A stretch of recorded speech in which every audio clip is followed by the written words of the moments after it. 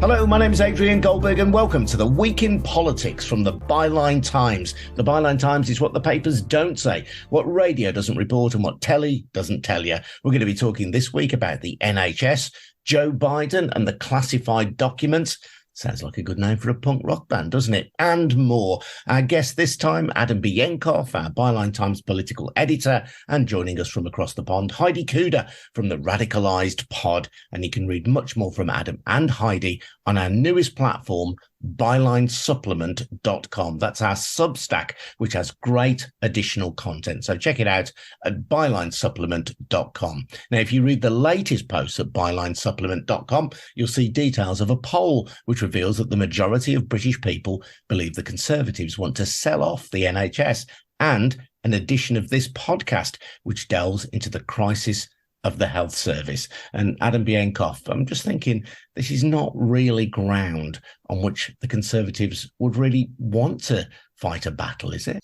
No, this is a really dangerous ground for the Conservative Party. They've tried, and the Conservative government, they tried this week to get on the front foot with bringing in some new legislation on strikes, but opinion polls so far suggest there isn't a huge amount of public trust in what the government is doing and what they intend to do. Our poll today suggesting that despite Rishi Sunak coming out this week and saying that he's committed to the universal healthcare, free NHS at the point of use, a majority of voters don't believe him. 61% of all voters believe the Conservatives would like to introduce new charges for certain NHS services, and 51% believe they wish to entirely privatise the service.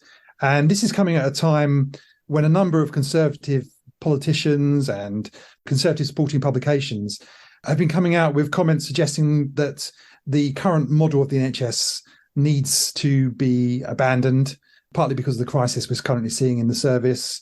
The former Conservative Chancellor Ken Clarke this week suggested there should be charges for patients to use GPs. Asked about this week, the Prime Minister's spokesman didn't completely rule it out. He said that he was not aware of any current plans to introduce charges. But of course, we do know that over the summer, when Rishi Sunak was running for the Conservative Party leadership, it was an issue that he did raise at the time, which was introducing charges for people who missed GP appointments.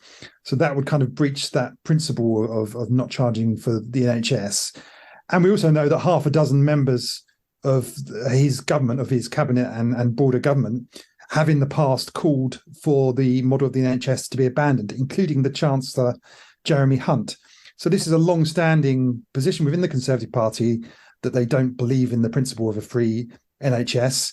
And it from this poll, it seems like that's something that's filtered through to the public as well.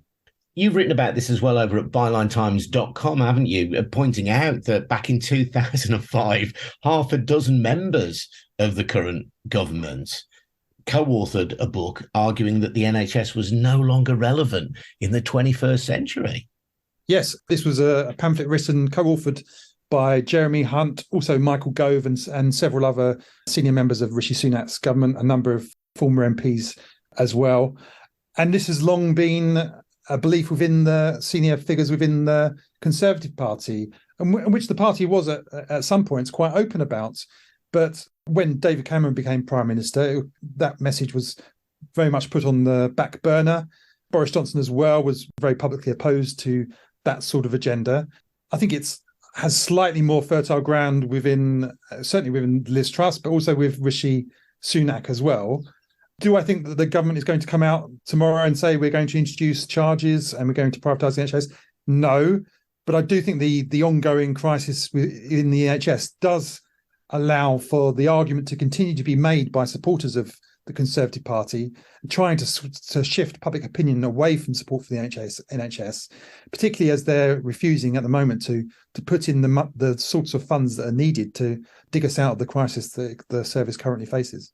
And there is a Brexit dimension to this as well, and purely in terms of the UK's economic performance, which is worse than that of other EU countries, even if you take the pandemic into account. But you quote a great quote from the then Prime Minister, John Major, when he was opposed to the leaders of the Brexit campaign. He said the NHS is about as safe with them as a pet hamster would be with a hungry python. Yeah. Well, I mean, and you can see it in the huge waiting times that people are facing, the huge amount of times people are having to see a doctor or even to get an ambulance, that the service is being significantly run down. And I guess the fear is that over time, the worse it gets, the more people are going to opt out themselves from the NHS, the more support for the NHS is going to fall. And actually, some recent polling from last year suggests that public satisfaction with the NHS is at a 25-year low. If that continues, then those demands for alternative funding models are only going to grow and become more mainstream. And it's already the case that papers like the Daily Mail, the Times, and others are already floating this in their op-eds. How long is it going to be before senior Conservative politicians start backing up that policy as well? So I think this is something that's definitely on the cards, if not in the short term. I think in the medium to long term, this is a way that potentially the model of the NHS that we currently know and most people support could eventually come to an end. Throw into this mix as well, though, politically, you've got a government which is having to handle a wave of industrial unrest and having to come up with some kind of solution to halt the strikes. I mean, ultimately, the government is the funder, or through the taxpayer, the government is the funder of the NHS. It's the funder of other public services like the railways, certainly the funder of last resort on the railways where we've got industrial action. So people will see these strikes and say, well, we expect the government ultimately to do something, even if each of these organisations has their own separate management. Yes, of course. And one thing they could do is to put more money into the NHS and to pay workers a living wage. At the moment, we have got a huge shortage of workers in the NHS and other parts of the public sector. Education as well is another key sector where they're struggling to find enough qualified staff willing to work for the amount of pay that the government is currently offering. Instead, what the government is planning to do is bring in new legislation, unveiled, some of which was unveiled this week, which will impose what the government is calling minimum safety standards for strikes. That's somewhat spin that language. Actually, what it is effectively giving ministers the powers to all but outlaw strikes in certain sectors. So that the bill that was revealed this week, ministers would have the power in certain sectors, so health services, fire and rescue services, education, transport, nuclear installations, radioactive waste, border security. In those sectors, the ministers would be able to say, if strikes do go ahead, not outright banning strikes, but if strikes go ahead, there has to be a certain amount of staff still going to work. Unfortunately, the bill itself doesn't stipulate what that minimum service would. So it'd then be entirely free for ministers to set, after the bill was passed, what those minimum service standards would be. So they could then effectively outlaw strikes altogether. I think the Conservatives would say that's an exaggeration. They point to examples in European countries where there are minimum service standards. Now, I know that has been criticised because in countries such as France and Italy, where there are minimum service standards, usually these are agreed with the workers. They're not imposed. So I understand when you say that there's a little bit of spin there, but is there exaggeration there to saying that the government would really outlaw strikes? Well, it's already the case that unions agree minimum service standards when strikes take place. So it's not the case that the NHS completely shuts down. During the nursing strikes, those minimum standards have already been agreed. So what is the purpose of bringing in this new legislation if it's not to heavily restrict the ability of unions to go on strike? I don't think it would completely outlaw strikes, but it would essentially make them completely ineffective. And the problem with that is industrial action is essentially a safety valve. You can bring in new legislation, makes it very hard for people to go on strike, or that makes strikes ineffective, completely ineffective. What will happen then is that the unions are no longer able to improve their terms and conditions, no longer able to convince the government to give them a living wage. And all that does is you can force people to not go on strike, but you can't force people to stay in their jobs. And we've already got huge shortages in the NHS, huge shortages in education, and workers will vote with their feet and leave the public services. And that's going to cause huge damage to public services. And voters are not going to thank the government for that. I think overall it's hugely self-defeating. In the United States, Heidi, there have been headlines because President Joe Biden has had classified, sensitive documents taken from his former office, dating back to the time, I think, when he was vice president. And of course, Donald Trump is jumping on this, isn't he? Drawing equivalence between the documents that he had in his Mar-a-Lago home and saying, well, look, if they're coming after me, when are they going to raid the many homes of Joe Biden? Well, first, I think it's very important to make sure that we explain to the listeners that that would be a false equivalency. I call this story, but his documents. The timing is curious, and the coup caucus in Congress can scream all they want, but the behavior of Joe Biden is how a president is supposed to act. He is cooperating, as opposed to Trump, who deals in obfuscation, denial, and even attempted bargaining for information on Russia. He actually tried to cut a deal saying he'd give the authorities what they'd want if they gave him everything on Russia. So I think the way to sort of frame this is, we know Trump had information about agents in foreign countries and nuclear secrets. And the question I pose is, who do you trust? Do you trust him? So I do see this as a false equivalency narrative. But, you know, Merrick Garland, our attorney general, did get up and do a press conference and, you know, make sure that there was a show of appointing a special counsel. And my fear is that we just gave a pack of rabid dogs some fresh meat. At the same time, though, I mean, notwithstanding Trump being Trump, the fact that classified documents were found in an office that the now president used when he was vice president, that is surely newsworthy and worthy of investigation.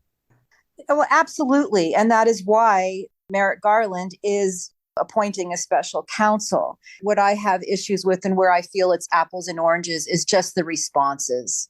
They find these documents and Biden cooperates. And in Trump's case, it's just been, the equivalent of just I'm so sorry, I'm just trying not to use the word shit show. I'll just answer your question with a yes. Yes. And that is why Merrick Garland did appoint a special counsel. Tell me about the election of Kevin McCarthy as Speaker in Congress. Why was this so protracted? What does this tell us about the state of US politics? I don't know if you can go back to a couple months ago after the midterms when I was like less than enchanted and you'd expected me to be so enthusiastic. It's because I anticipated what Congress would look like under the GOP. And here we are. Kevin McCarthy basically cut a Faustian deal. It's very important to note that he is the same congressman who famously said in 2016, I think there are two people Putin pays, Dana Rohrabacher and Trump. And then, of course, he was silenced. And that was a month before the Republican nomination. Just to let your listeners know, he's a Bakersfield Republican. He just spent a week being emasculated on national television, humiliated, mocked with their votes, the quote unquote Freedom Caucus's votes. And he's revealed himself to be just another hollow man. It's very important to note it wasn't too long ago when he decried Trump for the insurrection. And I hope people who are watching are seeing what is happening and recalling that this insurrection caucus, as they're known, or the coup caucus in Congress, made him capitulate to a whole bunch of things that are not good for our country. And just so listeners in the UK understand, to be elected as Speaker, usually there is a clear favourite. Usually the Speaker is elected at the first attempt. That's usual. It took 15 attempts to elect Kevin McCarthy. And the suggestion is that in order to secure the backing of what you call the coup caucus, the right wing of the right wing, he's had to make various concessions. What will that mean in practice then in terms of legislation? Some people are calling this a second insurrection that they think could actually be worse than the first insurrection. You have members on committees investigating the investigation of the insurrection that they were involved in. That's how serious this is. I listened to Kevin McCarthy's press conference yesterday. It was filled with what I call casual propaganda, proudly defunding the IRS, proudly talking about how they're attempting to interfere in the special counsel investigation into Donald Trump. They created an entire committee to investigate the weaponization of the government, which is also being colloquially called, the Insurrection Protection Committee. I can't impart on you, Adrian, how difficult this is for us. You have the same group of people who are spouting anti-Ukraine propaganda, controlling legislation in the halls of our Congress. And it's worth noting that we have a new junior distraction in a new congressman who calls himself George Santos. And investigations have already revealed that he took money from one of Putin's closest allies through his cousin. He is now being investigated. And so what I feared, that clown show that I feared a few months ago, it's much worse and it's much more sinister. Talking of insurrections, there was what appeared to be anyway, an attempted insurrection in Brazil. And we have connections there, which we've commented on a podcast, on the Byline Times podcast, between Trump supporters, Trump allies in the United States, and those seeking to overturn the election of Lula in Brazil and the restoration of Bolsonaro. These quite clear connections between the US and Brazil. And ironically, or perhaps more than coincidentally, that attempted coup in Brazil happened on January the 8th, just 2 days after the anniversary of the January the 6th insurrection in the US. It's so concerning. And our good friend Sharon Norris did a wonderful story showing all of the connections between the Bolsonaro camp and the Trump camp. And I just pulled an all-nighter with one of our other writers, Matt Bernardini, kind of zooming out and showing some of the chaos events throughout the globe that appear to be active measures. It's not just US and Brazil. There are these events that are occurring throughout the world that are very, very worrisome for the future of liberal democracies. Oh, come on now, Heidi, you're teasing us. Go on, give us a few examples of what you mean. We kind of took a look and found a lot of the Russian links between things like, let's just say, Burkina Faso has a coup and young people are waving Russian flags, and Trump ally Prigozhin is out there praising these young people. You have Germany's attempting to storm the Reichstag in 2021 based on anti-vax restrictions and COVID restrictions. And of course, we can link that back to Russian COVID disinformation. In Canada, you have the Ottawa truckers disruption, known as the Freedom Convoy, also linked to this anti-vax disinformation. Study after study shows that these were fueled by disinformation campaigns and, troll campaigns linked back to Russia. In France in 2018, you have the Yellow Vests.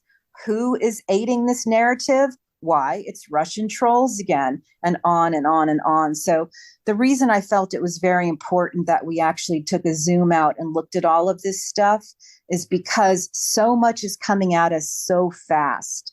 It's called the fog of unknowability. And what Bannon has referred to, Steve Bannon, Trump ally, has referred to as flooding the zone with shit. I apologize for using that word. But what happens is we have this inability to remember what happened a year ago or the year before that or 6 months ago. And I think it's incredibly important we press pause when these events happen and take a moment to zoom out and see, is there a bigger play here? Is there a chaos and destabilization effort? And where can that be linked to? And so that's what I spent my last 2 days doing, is finding all the links and asking people to take a longer look.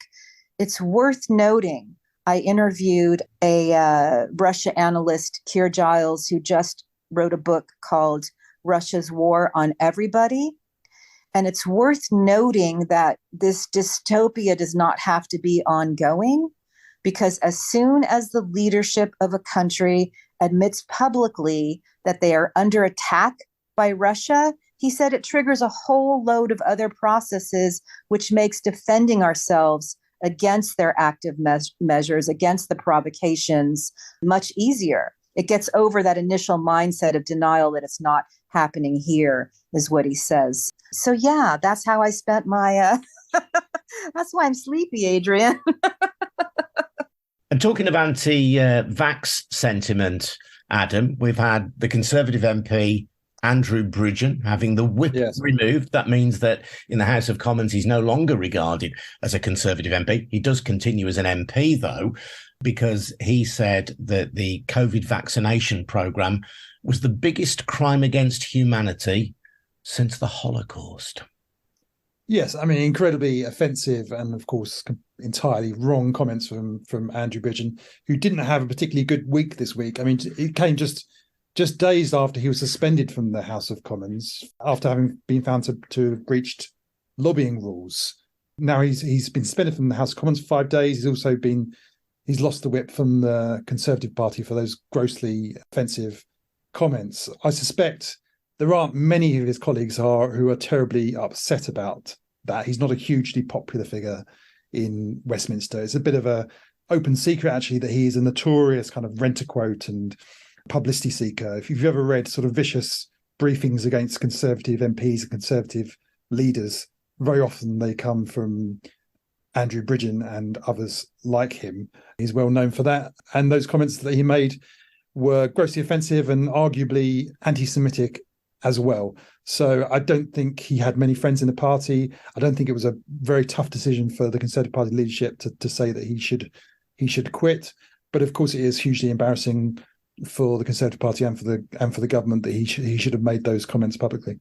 He has apologised for the Holocaust reference, insisted that he's not anti-Semitic, but he said he will continue highlighting important questions surrounding mRNA vaccines. And I think most intelligent people would recognise that it's entirely reasonable to ask intelligent questions about vaccinations at the same time as acknowledging the great benefit that they have been, the boon they have been to millions of people. But the terms in which he described them are clearly beyond the bounds for any mainstream political party, I'd say.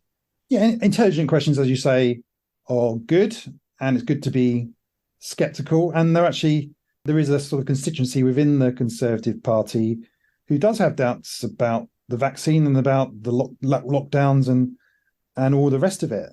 But what he was saying was clearly well beyond the bounds, not only of what is sensible and within the terms of public debate, but also entirely wrong. The latest figures suggest that vaccines are more than 90% effective at preventing death. So these are not sort of mass killing machines that people have been putting into themselves. These have saved a lot of lives. And also, it is arguably one of the biggest success stories of the Conservative government. They were able to roll out these vaccines, and UK was, I believe, the first major country to roll out a vaccine. I believe that's right. Certainly one of the first. And for a Conservative MP to be undermining that record, I think was incredibly stupid, as well as being grossly offensive. Adam, thank you. Heidi, thank you. My name is Adrian Goldberg. This has been The Week in Politics on the Byline Times podcast. Just a reminder, by the way, that we are funded by subscriptions to the Byline Times. It's our brilliant monthly newspaper. We don't have millionaire or even billionaire backers. There's no corporate interest behind what we do. We just want to highlight corruption, hold power to account in a non-partisan way. So if you think that's a good thing to support, then take out a subscription to Byline Times. You get more details on how to subscribe at our news-breaking website, bylinetimes.com. And don't forget as well to check out bylinesupplement.com. So many ways in which you can enjoy our wonderful journalism. We'll see you again very soon. But for now, bye-bye. Cheers.